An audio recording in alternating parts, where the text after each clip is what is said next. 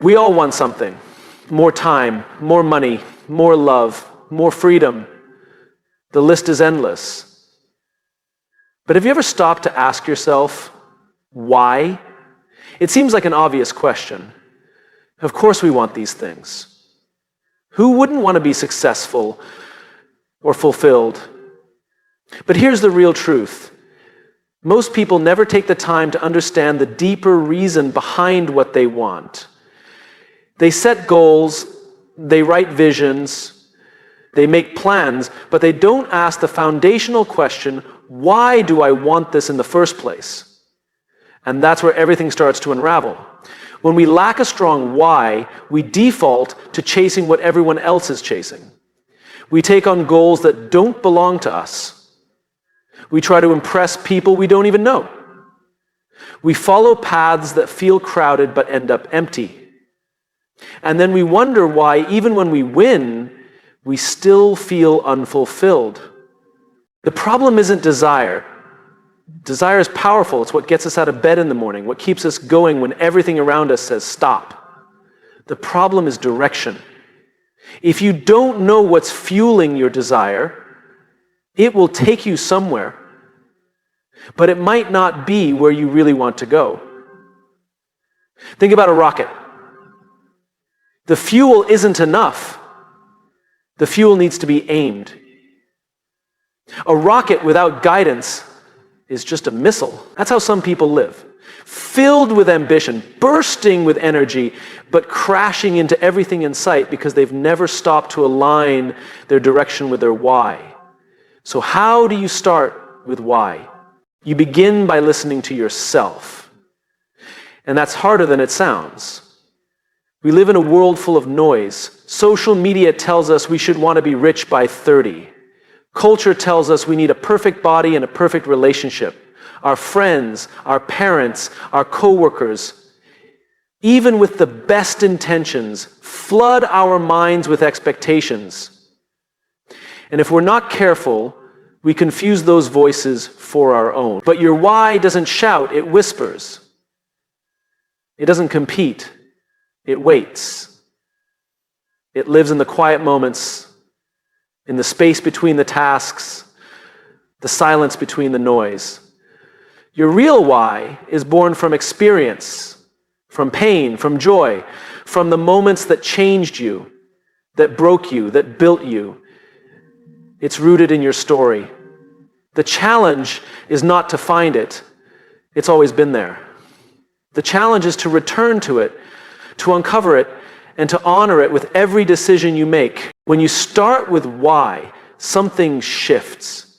You stop chasing applause and start seeking impact. You stop needing validation and start living with intention. Suddenly, your goals stop being about achievement and start being about alignment. You're not trying to prove yourself. You're trying to express yourself. And that's the difference between pressure and purpose. Let's say someone wants to be a millionaire. That sounds like a worthy goal, but why? Do they want freedom, security, recognition? Are they trying to escape poverty? Or are they trying to impress the world that once underestimated them? There's a world of difference between wanting success to serve others and wanting success to prove others wrong. One path will fill you. The other will drain you. One will make you resilient. The other will make you react. One will guide your decisions with clarity. The other will push you into decisions that betray your values. That's the power of why. And here's the paradox. When you stop chasing what looks good and start chasing what feels true, you actually get what you want faster. Because you stop wasting time chasing what was never meant for you. People sense this. We are drawn to those who operate from a clear why. You can feel it in the way they speak, in the way they lead, in the way they walk into a room. It's not arrogance. It's not certainty. It's congruence. They know what they want, and they know why they want it. And because of that, They're not easily shaken. But those without a why, they run fast until they burn out. They build quickly until it collapses. They impress many, but connect with few. Because at the core, people don't trust what you do, they trust why you do it. That's why starting with why matters so deeply, not just to get what you want, but to become the kind of person who's ready to receive it. Success without meaning is a burden. Growth without direction is chaos. Victory without purpose is empty. So if you want to get whatever you want, and I believe you can, begin with the question that matters most. Why do I want this? Not why should I want this? Not why does the world say I need this, but why do I, deep down, truly want this? Ask it often. Ask it honestly. And keep asking it until your answers stop sounding rehearsed and start sounding real. Because the truth is, when your why is strong enough, the how starts to reveal itself. The challenges become smaller, the sacrifices make sense, and the path, while still difficult, feels meaningful. You're not here just to chase success. You're here to live on purpose. And that starts always with why. We live in a culture that worships hustle. Work harder, sleep less, push more, keep grinding. It's become a badge of honor to be exhausted. We glorify burnout as if it's a sign of commitment, a sign that we're really doing something meaningful. But here's the uncomfortable truth. Most people aren't working hard because they're clear. They're working hard because they're lost. Effort without direction is like rowing a boat with no compass. You can row all day, sweat dripping down your face, muscles aching, completely exhausted, and still end up nowhere. That's what happens when hustle becomes the strategy. You're constantly moving, but you're not progressing. You're busy, but you're not building. Clarity is what makes work matter. Clarity is what gives meaning to effort. Clarity is what takes 100 steps in the wrong direction and turns them into one powerful step in the right one. It's not about how fast you go, it's about where you're going and why you're going there. The world tells us that success is for those who hustle the hardest, but that's a half-truth. Success is not for the most tired. It's not for the loudest or the busiest. It's for the most aligned. The ones who can look at all the noise and distractions and say, this is who I am, this is what I'm building, and this is why it matters. Without clarity, you end up doing what others expect of you. You follow the crowd. You chase trends. You say yes to things that should be a no. And eventually your life becomes a patchwork of other people's priorities. But with clarity, you start saying no, not out of arrogance, but out of focus. You stop competing, you stop comparing, you start creating. And that's when everything changes. Clarity is not a moment. It's a discipline. It's something you return to again and again. Every time you feel overwhelmed, lost, or scattered, the answer isn't to try harder. The answer is to zoom out and get clear again. What do I value? What problem am I solving? Who am I trying to help? What does success look like to me? It's amazing how many people work day and night chasing success, yet can't answer those basic questions. They know how to grind, but they don't know where they're going. They know how to sacrifice, but they don't know what they're sacrificing for. That's not drive. That's desperation in disguise. It's easy to fall into the trap of thinking that more effort will lead to better results. But sometimes effort is just a distraction from decision. It feels productive to stay busy, to check boxes, to run from task to task. But if the foundation isn't clear, it's just movement, not momentum. Imagine walking into a dark room full of obstacles. You can run full speed and crash into everything, or you can pause, turn on the light, and walk with intention. Hustle is running in the dark. Clarity is flipping the switch. Some of the most successful people you'll meet don't move fast. They move precisely. They've done the inner work. They've asked the hard questions. They've let go of things that their calendars aren't full because they've mastered time management. Their calendars are full of purpose because they've mastered clarity. Now, that doesn't mean they don't work hard. Of course they do. But the work comes after the clarity, not before it. They're not just putting in time, they're putting in meaning. And meaning multiplies effort. We need to stop celebrating burnout as a measure of commitment. We need to start honoring those who are clear. Because clarity is courage. It takes courage to stop and ask, is this still what I want? Does this still align with who I'm becoming? It's far easier to stay busy than it is to slow down and think. But the cost of unclear hustle is steep. It steals your energy. It erodes your confidence. And worst of all, it disconnects you from your own purpose. Clarity gives you power. The power to choose, to say no, to protect your time, the power to focus, to deepen, to move intentionally. It gives your work direction, your actions weight, and your decisions alignment. And when you have clarity, hustle becomes a tool, not an identity. You use effort wisely. You invest it where it matters. You stop working to be seen and start working to be effective. Because when you know what you're building, you don't need to convince the world. Your results speak for themselves. The irony is that clarity often looks like slowness at first. People might think you're behind. They might not understand why you're not chasing every opportunity or joining every trend. But that's the difference between chasing everything and choosing your thing. The former burns out, the latter builds up. Don't get me wrong.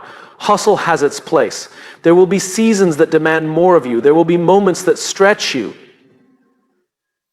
But let those be temporary surges, not permanent identities. Let effort be guided by clarity, not used as a substitute for it. So before you double your effort, check your direction. Before you push harder, pause longer.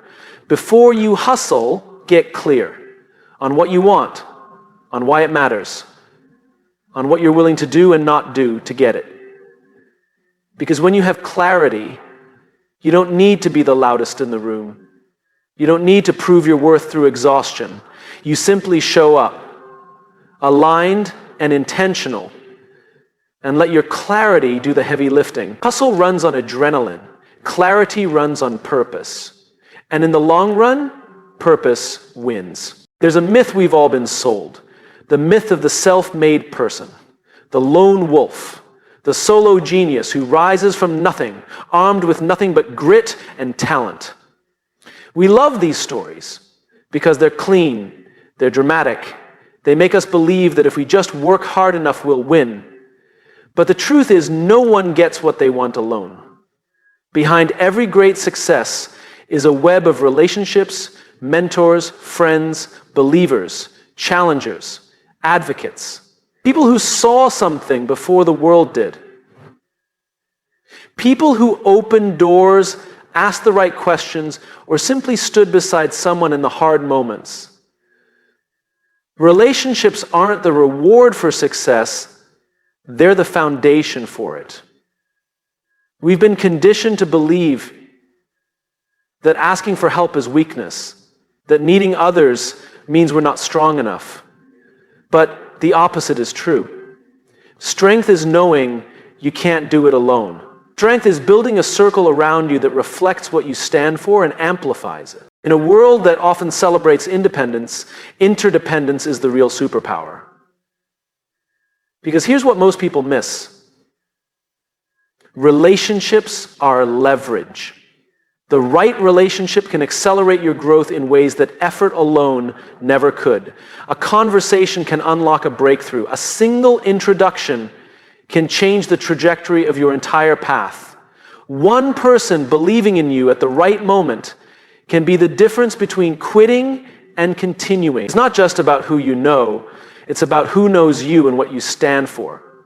But to build that kind of trust, you have to lead with authenticity. You can't fake connection. People don't follow what you say, they respond to who you are. That means showing up honestly. Not just when things are going well, not just when you've got something to prove, but even, especially, when you're uncertain, in progress, becoming. When you stop performing and start being, you create space for others to do the same. And in that space, real relationships are born. Not transactional ones, not networking for the sake of opportunity ones, but the kind of relationships that are built on shared values, mutual respect, and a belief in something bigger than just personal gain. The irony is that most people are too busy trying to look impressive to actually be impressive. They spend more time curating an image than cultivating character. But character is what creates trust. And trust is what makes people want to help you, stand by you, fight for you. That's why leadership is relational. Influence is relational. Progress is relational. You can have all the talent in the world, but if you isolate yourself, you limit yourself. We like to think we rise by being the best, but we rise by being connected. Now, this doesn't mean surrounding yourself with people just to get ahead. That's manipulation, not relationship. Real connection isn't strategic, it's sincere. The moment you see people as tools rather than teammates, you've already lost the most important part of what makes relationships powerful. People can sense intent. They know when you're only around because it's convenient. They know when you're showing up only because you want something. But when you lead with generosity, when you listen, support, serve, and contribute without expectation, trust begins to build. And trust is the currency of influence. And here's the thing. Relationships aren't just about help. They're about challenge. The best people around you won't just cheer you on. They'll call you out. They'll hold you to your highest standard. They'll remind you of your values when you forget. They'll help you see your blind spots. That's what real support looks like. Sometimes, the most loving thing someone can do is not to agree with you, but to push you. Not to comfort your excuses, but to confront your inconsistencies. The people who want the best for you won't always make you feel the best, but they'll help you become your best. But here's where the responsibility lies. You have to choose your circle. You have to be intentional about who you invite in. Not everyone should have access to your energy. Not everyone should influence your direction. And that's not judgment, that's wisdom. You are not just the average of the 5 people you spend time with. You are the reflection of the values you surround yourself with. If you want to build something meaningful, surround yourself with people who value meaning. If you want to grow, be with people who stretch you. If you want to lead, walk with people who live with integrity.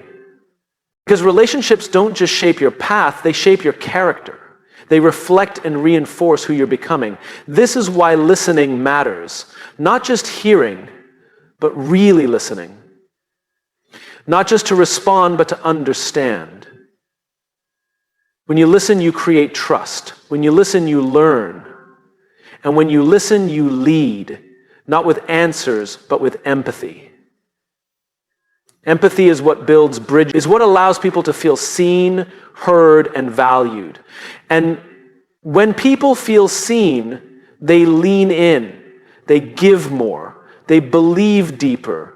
And belief, not just in the mission, but in each other, is the engine of collective momentum. You can't buy that, you can't fake that. You build it one relationship at a time. So if you're serious about getting what you want, stop asking how hard you can work and start asking who you can walk with. Who will tell you the truth? Who will show up when it's inconvenient? Who sees the real you, not just the version you post online? And, just as importantly, who are you showing up for? Because the strength of your vision is only as strong as the people you bring with you. It's not about going fast, it's about going far. And no one gets far alone. We've been taught to believe that greatness is born in the big moments, that transformation happens through grand gestures, radical leaps, massive effort.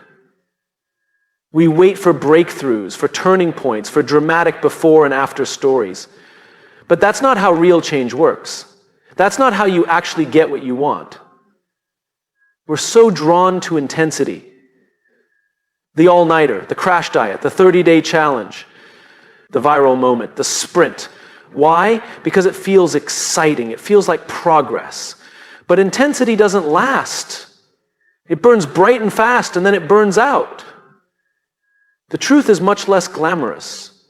The truth is, it's not what you do once that defines your life. It's what you do over and over again. The secret to success, to fulfillment, to getting anything worthwhile isn't intensity. It's consistency is quiet. It doesn't draw attention. It doesn't make headlines. No one claps for you because you showed up again today. But over time, consistency becomes power, it becomes trust, it becomes momentum. And momentum, over the long run, always beats intensity. Anyone can be intense for a day. Anyone can crush a week when they're motivated. But motivation fades. Life gets hard. The excitement wears off. And when it does, the people who rely on intensity disappear. But the ones who are consistent, they keep showing up. They show up when it's not exciting. They show up when no one's watching. They show up even when the results aren't immediate. Because they've made a decision not just to start, but to stay. They've built a rhythm, not just a reaction. Think about trust. How is trust built? Not through grand gestures, but through small, repeated acts. Showing up when you say you will, listening when someone needs you, being dependable. Trust is built through consistency. And the same is true for trust in yourself. If you want to trust yourself, you don't need to prove that you can be perfect. You need to prove that you'll keep showing up. That even when it's boring, even when it's hard, even when no one notices, you will honor your commitment. Not just to the goal, but to the process. This is where most people struggle.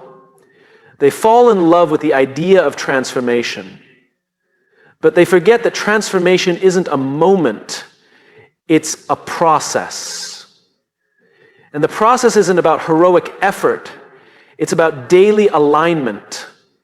Because every big result is just the accumulation of small, consistent actions. A book is written one page at a time. A business is built one conversation at a time. A reputation is earned one decision at a time.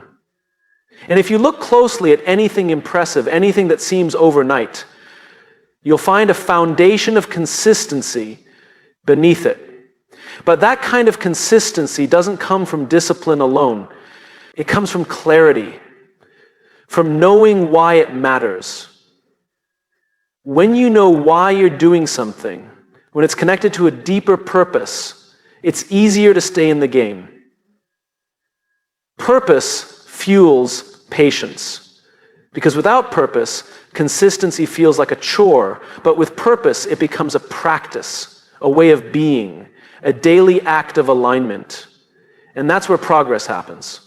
We need to stop worshiping intensity and start respecting consistency. The person who works out for 10 hours on a Sunday won't be healthier than the person who works out for 30 minutes a day.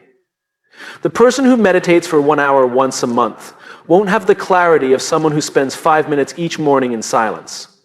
Small doesn't mean weak. Repetition doesn't mean boring.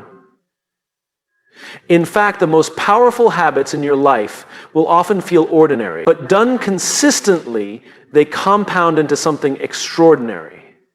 That's the thing about consistency, it's cumulative. The results don't show up right away, which is why most people give up too soon. They think it's not working. They think they need something more dramatic. But consistency is like planting seeds. You don't dig them up every day to check if they're growing. You water them. You trust the process. You stay patient. And then, almost suddenly, you look up and everything's different. But it wasn't sudden. It was just the first time the world could see what you'd been building all along. We have to learn to fall in love with the process, to find meaning in the repetition, to see the value not just in what we do, but in how often we choose to do it. Because success is not about intensity of effort, it's about consistency of direction. Consistency doesn't mean doing the same thing forever. It means staying anchored to your values even as your strategy evolves. It means being reliable in your character even as your circumstances change. It means being someone others can count on and someone you can count on. And yes, there will be moments that call for intensity. There will be seasons that stretch you. But those moments should be built on a foundation of consistency. Because without that foundation, intensity becomes reckless. But with it, intensity becomes... So if you want to change your life, stop looking for the big leap. Start committing to the small step. And take it again tomorrow. And the next day. And the next. Keep showing up. Keep choosing alignment. Keep practicing presence. Because the most powerful force in the world is not a single act of brilliance. It's a consistent commitment to becoming who you're meant to be. You don't need to go viral. You don't need to be extreme. You just need to be consistent. We spend so much time asking, how can I get what I want? How can I succeed? How can I win? How can I be seen, recognized, rewarded? And it makes sense. We live in a world that teaches us to chase outcomes, to compete, to accumulate. But somewhere along the way, many of us forget the most direct path to everything we're after. It's not competition. It's not manipulation. It's not selfishness masked as ambition. It's service. Service is the shortcut. It sounds simple, maybe even soft, but don't mistake it for weakness. Serving others is one of the most powerful strategies for building trust, influence, and long-term success. Because in a world where most people are trying to take, the person who gives becomes magnetic. When you serve, you stand out. Not because you're louder, but because you're real. People don't remember the pitch you made, they remember how you made them feel. They don't remember the features of your product, they remember whether you listened, whether you cared, whether you understood them. We think we have to prove ourselves, but when you focus on service, you don't need to prove anything, you just need to solve something. To help, to make someone's day better, easier, clearer. That's what earns attention. That's what earns loyalty. That's what earns trust. Too many people are playing the long game of self-interest, hoping that if they collect enough wins, enough likes, enough validation, it will finally feel like enough. But those who serve don't need to collect. They create. They create value. They create connection. They create impact. And that becomes their leverage. There's something extraordinary that happens when you shift the question from what can I get to what can I give. Your posture changes. Your energy changes. Your relationships change. People feel it. Because it's not about you anymore. And ironically, that's when people want to help you. That's when doors open. That's when momentum builds. Because service breeds reciprocity. Not because you ask for it, but because people are moved by those who move for others. We've all felt the difference. You've had that conversation where someone made you feel like a transaction, like they were calculating what they could get out of you. And you've had that other kind of moment where someone asked nothing, gave generously, and made you feel seen. Who do you remember? Who do you want to work with? Who do you trust? That's the power of service. And here's the truth. Service doesn't require a platform, a title, or a spotlight. You don't need to be rich to be generous. You don't need 1 million followers to make an impact. You just need to care enough to act, to listen when others speak, to offer help before it's requested, to share what you know, to give credit, to make room, to show up. And service doesn't mean sacrificing yourself. It doesn't mean saying yes to everything or setting yourself on fire to keep others warm. True service is rooted in strength, not self-abandonment. It's about bringing the best of who you are to make someone else stronger, not at the cost of your integrity, but as an expression of it. The most inspiring leaders, the ones we remember, the ones we follow, aren't the ones who climb the highest, but the ones who lift others as they rise. Because when you serve, you multiply your impact. It's not just about how far you go, it's about how many people go further because you showed up. This is the paradox. The more you focus on others, the more you grow yourself. When you help someone else gain clarity, you gain insight. When you support someone's breakthrough, you build leadership. When you give freely, without keeping score, the world gives back in ways you could never predict. But service isn't always convenient. It requires presence. It requires humility. It requires patience. And it especially requires consistency. Not just the one-off moments, but a way of being, a decision to lead with value, even when there's no applause. You can't fake service. You can't pretend to care. People know. And when you show up only when there's something in it for you, you're not serving. You're performing. And performance might impress in the short term, but service earns trust in the long term. And trust is everything. It's what opens the door when talent alone isn't enough. It's what keeps the conversation going when others have walked away. It's what makes people say, I don't just like what they do, I believe in who they are. If you really want to get what you want in business and relationships and life, stop chasing it and start creating it. And the fastest way to create value is to offer it. Be useful. Be kind. Be generous. Not once, but repeatedly. Not perfectly, but honestly. You don't need a master plan. You don't need to figure out every step. You just need to look around and ask, who can I help right now? What do they need? What can I offer? Your time, your attention, your experience, your belief. Someone who says, I see you and I'm here, that's service too. And that kind of service, that's unforgettable. So yes, go after what you want. Set bold goals. Dream big. But as you do, remember, you don't climb higher by pushing people down. You climb by lifting people up. You win by helping others win. You get what you want, not by demanding it, but by becoming the kind of person others want to follow, support, and believe in. Service isn't the long way. It's the real way. It's this shortcut that most people overlook because they're too busy chasing something that only service can earn. Trust, loyalty, impact, and legacy. That's how you get whatever you want. By helping others get what they need.